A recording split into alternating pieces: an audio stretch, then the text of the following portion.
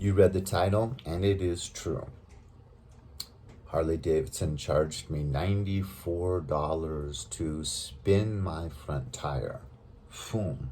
Just made $95. So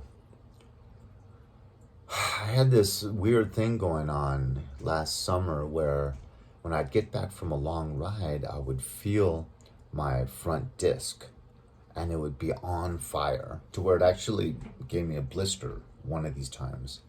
And the whole ride back, I really don't, when I'd go down to Sedona mainly from Flagstaff, and the whole ride back, I'm not really using my brake very much. And, it has all that wind rushing past it. It just wouldn't make sense. There's only usually about 2 or 3 stops I have to make before I'm home. And those stops are usually, I have a warning and far distance in advance, so I depress my brake gently, and I always downshift, so I'm always using the engine to slow down anyways. It just didn't make sense. So I brought it in this one time.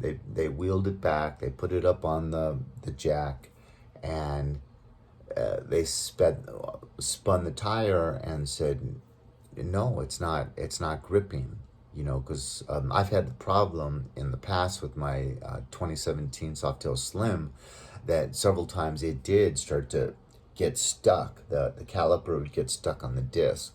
And after enough time, it'll warp the disc, and then you're into some serious money to have to replace that. So maybe I'm a little bit paranoid about that.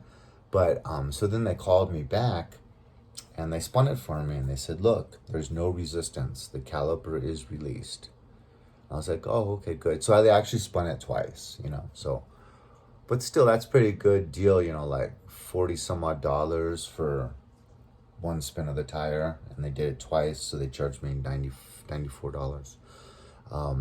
That was pretty bad. And I told them, you're really gonna do this? You're gonna charge me $95? And they said, well, yeah, when we take it back there, we have to charge a minimum of like 3/4 of an hour. I was like, you're still though, you could just call this quits between us. And they're like, no, we can't, we have to.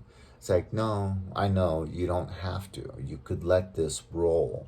As someone that bought his motorcycle here, has bought a hat here, clothing here for my kids, clothing for myself. I've talked a lot about wanting to buy a touring Harley someday here.